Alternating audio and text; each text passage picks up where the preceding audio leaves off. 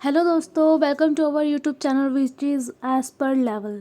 तो आज हम पढ़ेंगे बीएड सेकेंड ईयर की सेकंड बुक यानी कि असेसमेंट फॉर लर्निंग अधिगम के लिए आंकलन का फर्स्ट टॉपिक आंकलन क्या है। तो दोस्तों, आंकलन जो है वो जो शिक्षण प्रक्रिया है उसका एक इतना महत्वपूर्ण भाग है, पार्ट है, जिसके बिना शिक्षण प्रक्रिया मानो अधूरा ही है। ठीक है, तो आ जाते हैं हम इसकी डेफिनेशन पर कि इसको किस तरीके से लिखेंगे। आंकलन शिक्षण प्रक्रिया में अपना महत्वपूर्ण स्थान रखता है, जिसका प्रयोग शैक्षिक उद्देश्यों एवं लक्ष्यों की प्राप्ति तथा विद्यार्थियों द्वारा अर्जित ज्ञान को परखने के लिए किया जाता है।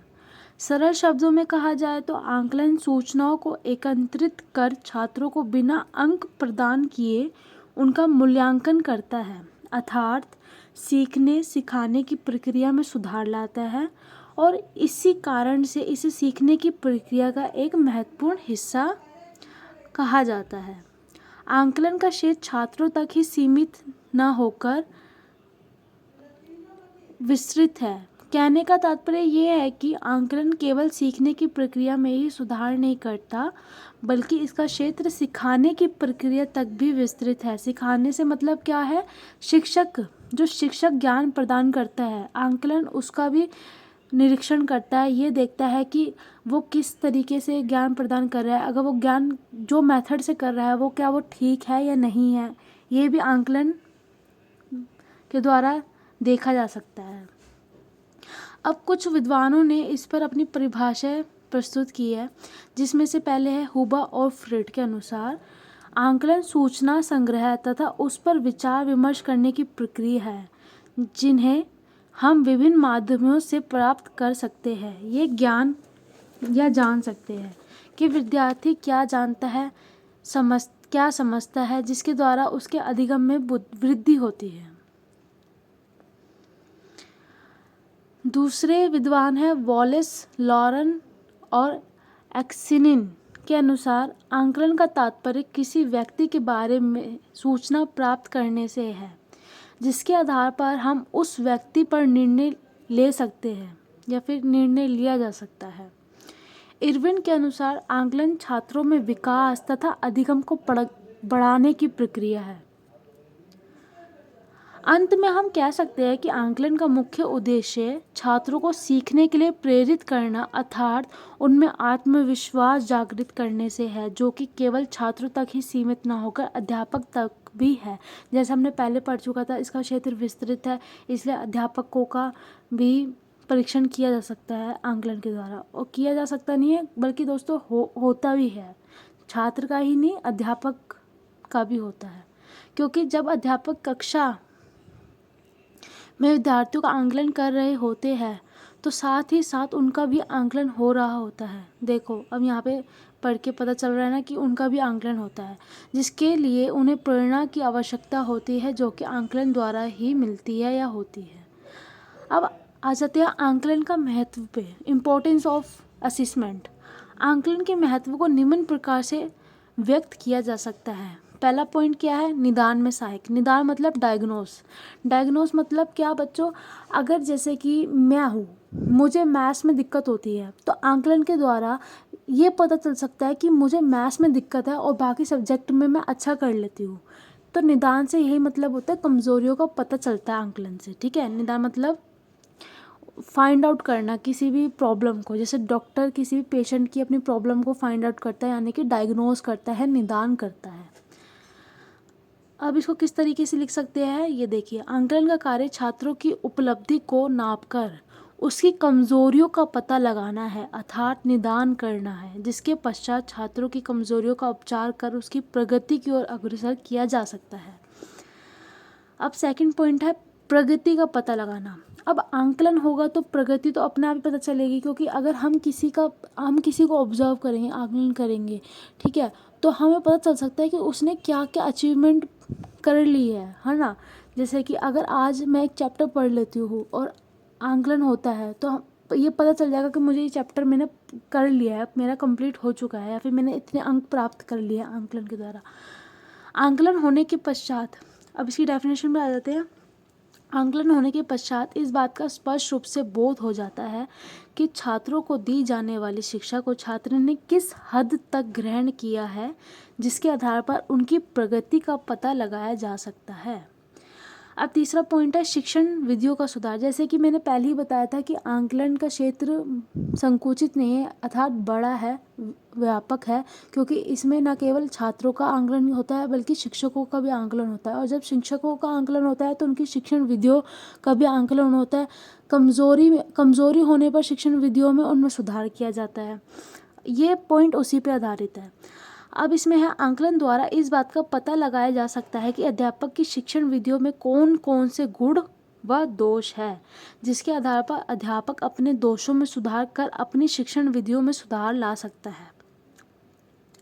ठीक है दोस्तों, समझ आ रहा हो तो प्लीज़ बताइएगा और कमेंट सेक्शन में प्लीज़ कमेंट करके बताया कि आपको ये कैसे लग रहे हैं मेरी वीडियोज़।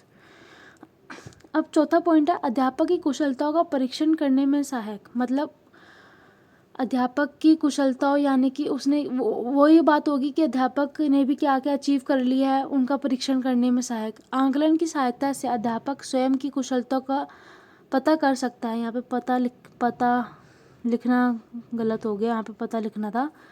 अर्थात अपने शिक्षण कार्य में सुधार ला सकता है यदि आवश्यकता है तो। अगर आवश्यकता है तो लाना चाहिए, वरना ज़रूरत नहीं है।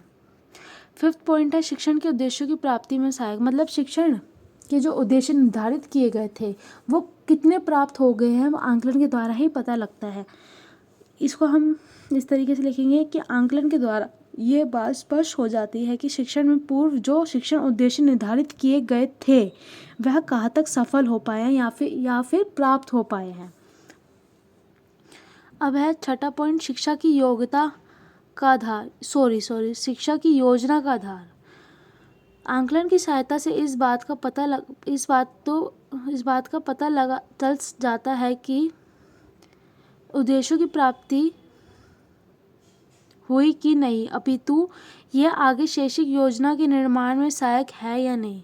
मतलब आंकलन के जो योजना बनाई जाती है, शिक्षा की योजना जो बनाई जाती है, पूर्व योजना, आंकलन के द्वारा ये पता चल जाता है कि वो योजना सफल रही या नहीं रही, कहाँ तक उसका प्राप्त हुए, जो उसमें योजना बनाने में लिख रखा था, जो भी मतलब जिसके भी आधार पर बनाई गई थी, वो कहाँ तक प्राप्त हुआ या नहीं।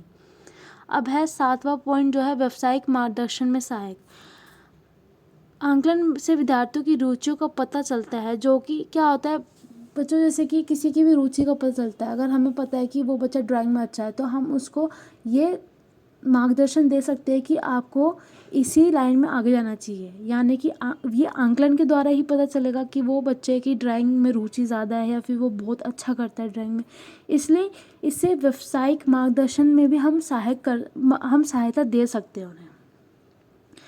आठवां पॉइंट है छात्रों का सर्वांगीण विकास करना, यानी कि उनका आंकलन करके उनकी दोषों को, उनकी गुणों को पहचान कर उनका विकास करने से है। छात्रों की आवश्यकता की जानकारी, यानी कि अगर कोई भी शिक्षण के दौरान उनको कोई भी किसी प्रकार की आवश्यकता है, किसी हेल्प की ज़रूरत है, उसकी जानकारी प्राप्त होती है आंकलन के द्वारा। प्रतिपुष्टि प्रदान करना, प्रतिपुष्टि से मतलब है फीडबैक प्रदान करना। आंकलन फीडबैक प्रदान करता है कि बच्चा किस तरीके से प्रगति कर रहा है, कहाँ रुक रहा है, कहाँ कमज़ोर पड़ रहा है, कहाँ बहुत अच्छा कर रहा है, ये भी प्रदान करता है आंकलन।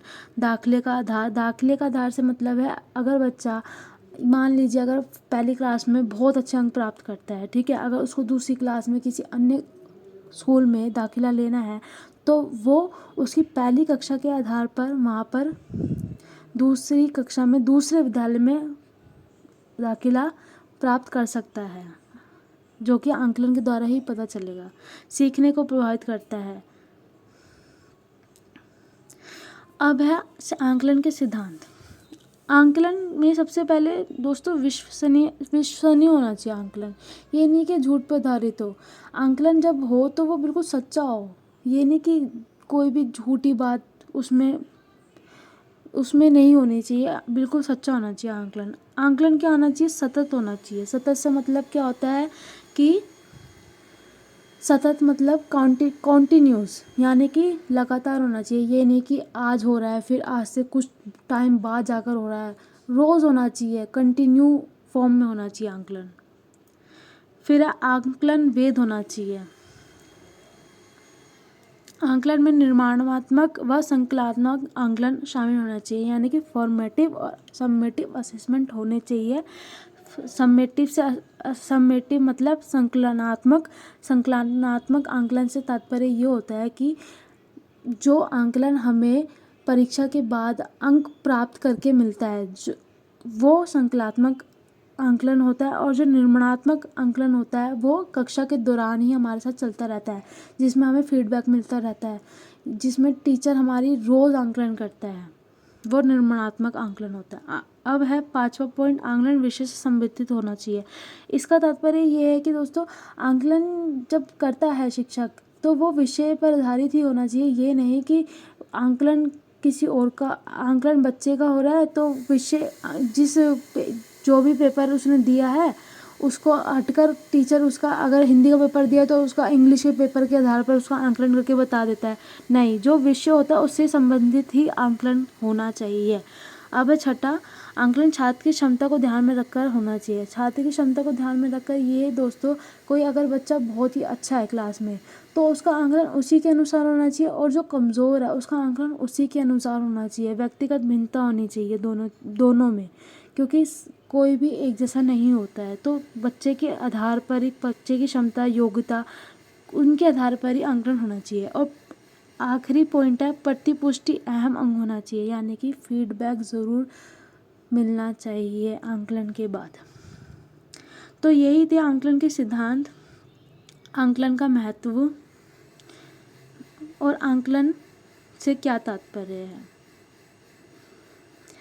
आपको अगर मेरी वीडियो अच्छी लगी हो तो please like, share and comment ज़रूर करिएगा और सब्सक्राइब भी करिएगा।